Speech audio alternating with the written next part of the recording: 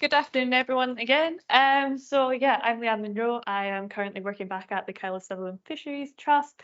Alongside me, I do have Dr. Hamish Moir from CBEC Eco Engineering, and together we will be presenting the work that was completed last year on the River Shin.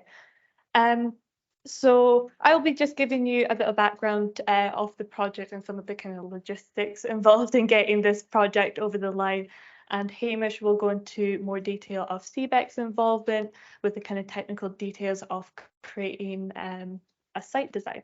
So today I'm also presenting a slightly different format. So this is using the story map feature in the ArcGIS online environment, as some of you might already be familiar with.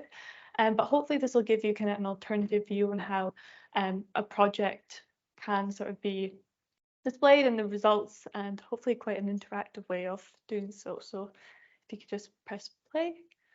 So yeah, the Restoring Pearl Mussel Habitat on the River Shin was a project supported by the Biodiversity Challenge Fund. And this was a competitive challenge fund that Nature Scots put together back in 2019. So we were awarded a total of £143,000, with the Kyle contributing a further £10,000, so £150,000 project. We did go over budget. So to set the scene a little bit, the Shin catchment is the largest area of the 5 catchments within the Kyle Sutherland district, highlighted here in yellow. It's got the 17-mile long Loch Shin, out of which the River Shin flows out of. But this was all heavily altered in the 50s when the hydro scheme was installed, and this has really altered the natural flow regime of the River Shin and has heavily impacted the salmonid spawning habitat and also the freshwater pearl mussel habitat.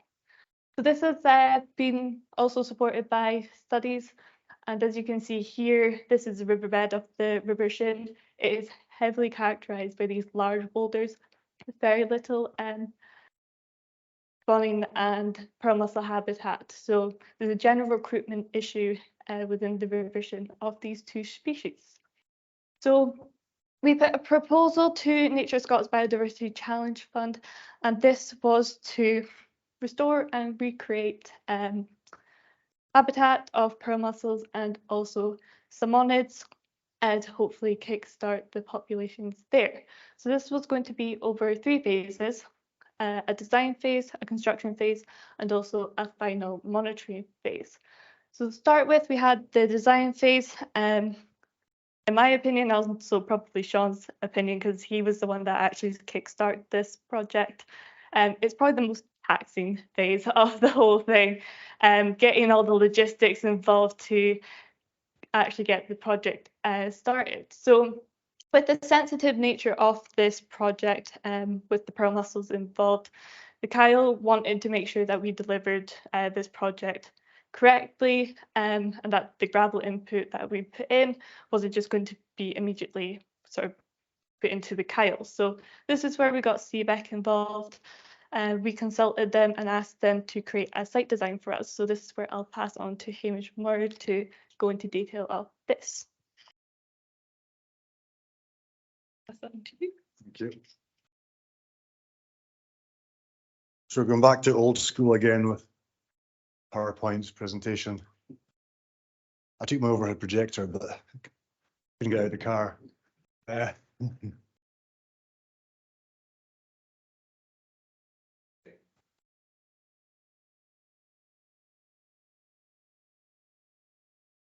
Yeah, so thanks, Leanne, for introducing everything. Like Leanne said, we did the sort of design work, which involved a lot of modelling on the gravel augmentation as it was, and also a large wood placement on the River Shin. Okay, so the issue basically is there are a series of impoundments. This is the downstream impoundment here, the diversion structure.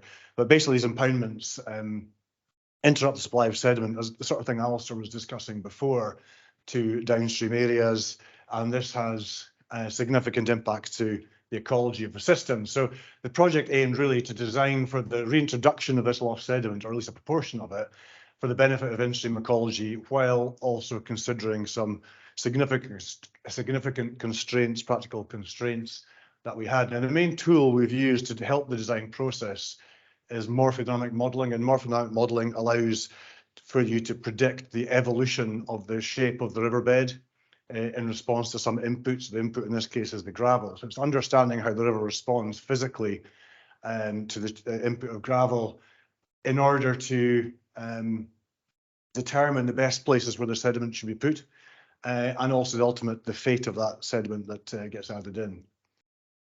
So it's a very unnatural hydrology in the Shin, as a lot of these rivers are. Modified flow regime, it's got a low flow compensation regime, but also has some spillover events.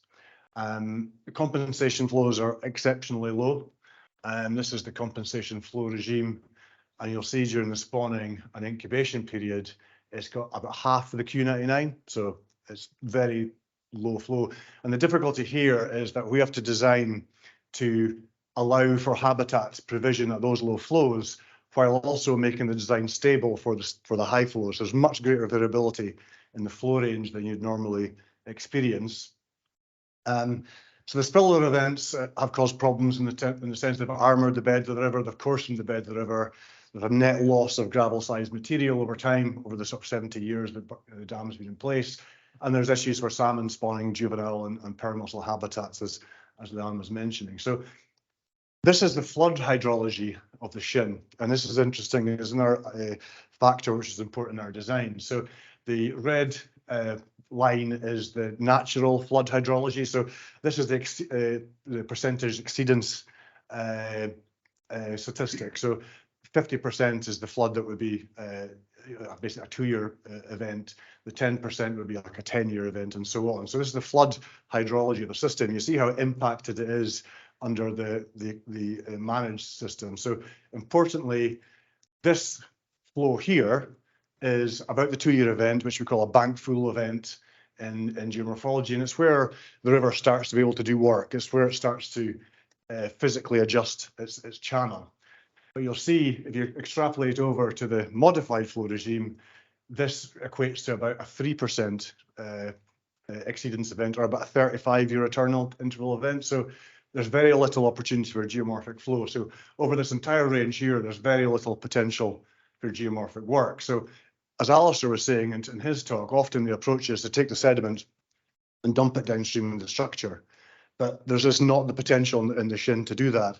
So you've got to identify appropriate ecological locations to where to put the gravel in to create habitat. So it's a bit more directed, this approach of restoration, because of the modified regime of the system. So where should we locate the sediment? We undertook some hydraulic modelling of the whole stretch to work out basically where the hotspots of sediment transport activity is. So when we introduce the gravel, we don't want it to become fossilized and consolidated with all the biofilm that is there. So we want to identify these hotspots of potential for sediment transport to allow the sediment to be reworked slightly, but not transported out of the reach. So, but we also had practical constraints of the landowner, the fishing proprietor, having very important areas for angling that he didn't want touched, and we had to superimpose those outputs, or those areas, these sort of pink polygons here. These are sort of the areas that they said were appropriate for works. And we sort of integrate those two plots together to come up with a distribution of the sites that we could potentially use. We identified these 4 sites here, 1, 2, 3, 4, as potential sites. And then we use the hydrodynamic model to then compute how the sediment that's added is locally reworked by river processes, but not significantly transported downstream. So this is an example here of site 1 and site 2. So you see the sort of polygons here. And this is, if you know the site, this is the swing bridge on the Shin. We ruled out this one here just because of practicalities, access, and volumes of material. So this is the area that we're introduced sediment here, just upstream of the bridge, and one downstream swing bridge there. So this is the full design we eventually came up with. So 4 sites going from upstream to downstream, associated with some large wood input, and I'll show you the large wood input now. What we call large wood structures now, there's 2 types of structure, but they basically do the same sort of job. They're completely naturally fixed in the bed. They're buried into the bed and held in place with large boulders as ballast.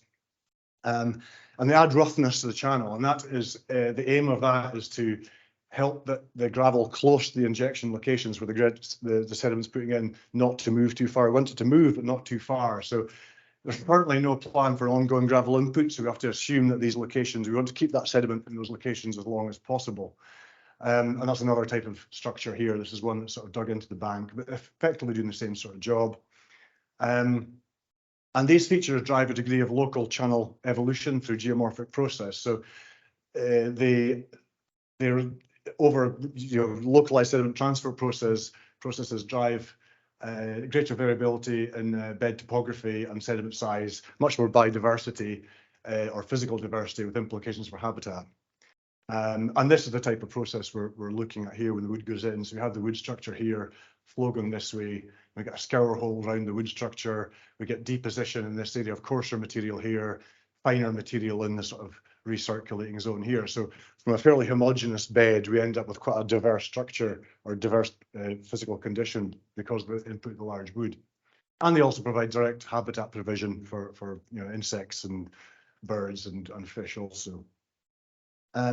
So this is looking at the fate of the injected sediment in sites 1 and 2, looking at the sediment, the morphodynamic modeling output. So here these, I don't know if you see them, it's very faint and the screen's quite small, but these sort of semicircles here, and that's the area that the sediment was introduced to.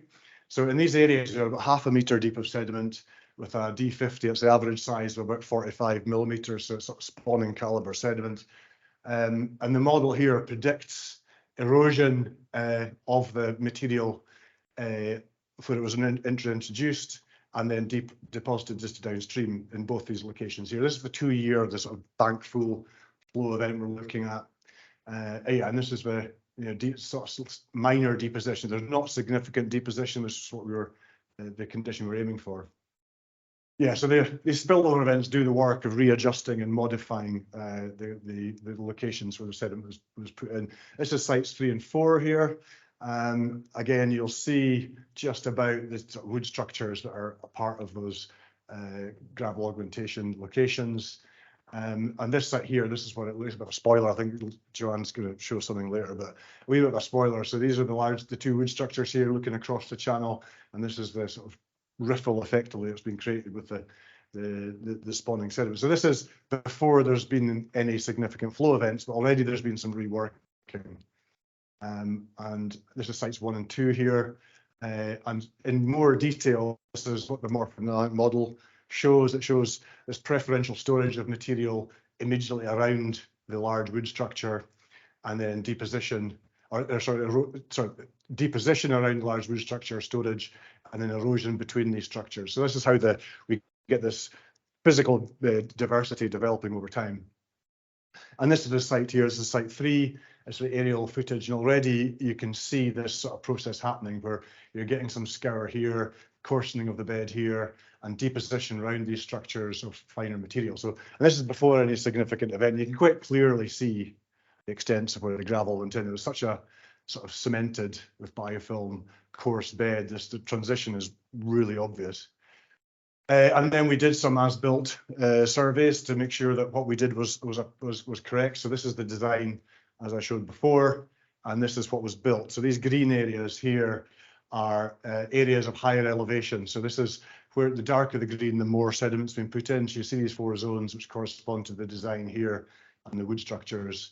And this is the section in long profile. So these red areas are the areas of gravel augmentation, and then these cross sections show the the level of sediment potential. So use these to check that design was done appropriately. And this is the basis for our subsequent monitoring. We're going to monitor the site in terms of physical processes and also ecology. And I think this is where I jump back to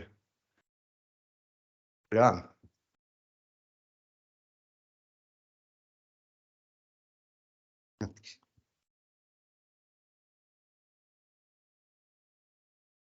Yeah, just to take a little step back from that.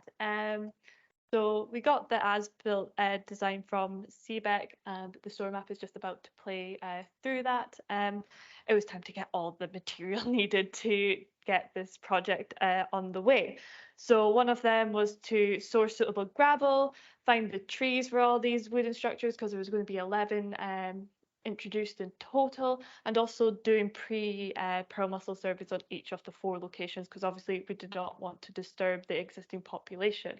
As well as this, we had to acquire landowner permission, which ended up being far more complicated than we originally thought. It ended up being up a lot of different people to contact, put the contract out to tender, and also there is a final point which I have forgotten. But yeah, a lot of applying for a car license from SEPA. So also they had to inform us on what sort of type of gravel we had to use. So with all these factors to consider, it was kind of time was running out, and we ended up not being able to complete this project initially back in 2021. We were granted a extension, so the construction phase actually began in October 2022, with the first 2 weeks comprising of kind of compound sites, harvesting of the trees, which you can see here, and the delivery of 1,100 cubic meters of gravel, which was a lot, seeing all the lorry loads being transporting back and come forth. There was a lot of work. So with that all in place, then we finally got to the in-stream works. Yes, there's diggers and rivers. So yeah, they introduced all the work, and they were extremely efficient. We ended up actually being 6 days ahead of schedule, which was quite incredible, completing all these 4 sites and a total of 11 wooden structures placed in. So yeah, you can see the that has created on the shirts. So as well as the sort of after designs that CBEC created, we also did some pre and post aerial drone surveys, and these are quite cool. So once it loads up, yeah. So on the left hand, the surveys, we've got the really rocky, bouldery substrate left there, and then on the right, the really fine material that's been included. And if Sean wants to kind of just give a wee demonstration of the slider effect, yeah, there you go. You can see the effect of the substrate and the surface flows, and as well you can see here the large wooden structures. So these are the ones that are on the slight angle, so they're embedded into the river bank, sorry, on either side here. So the drone was actually set at it had a pre-flight design path, and so it's like completely automated, and that was done on all of the 4 sites. And the drone was then taking we're taking images at set intervals across the site. So we got these images, put them into the software, it stitched them all together, and got these maps of the before and after. So these were also ground referenced by those ground control points. I'm not too sure if you can see them in these, but they're basically white, black and white tiles that were then ground referenced with a GPS, and that's how we have gotten these maps. So I think a really effective way of showing the completed works. And you can see the complete structure of the riverbed that's been like transformed since these works. But I would say the Kyle are extremely delighted with how the works ended up, and with the contractors working towards the project design that CBEC created. I hope Hamish also agrees that the works were just incredible. So now that is all complete, take a wee bit of a breath now. We're on to the final phase, which is the monitoring phase. So this is actually a 10-year compliance phase we have now with NatureScot to kind of monitor and maintain these sites. So this could include a sediment management plan, which is what we're kind of thinking of doing, and that will include possibly the further introduction of gravel in the sites, electrofishing the sites to see if juvenile salmonids are monitoring it, Also, the aerial surveys will also be complete as well, which could include as well red counts as well as part of that. As well, for the pearl mussel side of it, we will be completing assessment work this summer. So Chris Daphne, I hope you're prepared. You're going to be busy this year. So that will hopefully kickstart the pearl mussel population within the River Shin. So just to finalise and finish up, these are all the organisations I would like to thank on behalf of the CAL for delivering this project, without whom we could not have thought about completing this project. The scale of it was incredible. I'd also like to thank Dr. Hamish Moir for coming today and also helping me present the works on the River Shin. So yeah, happy to take questions at the end. Thank you.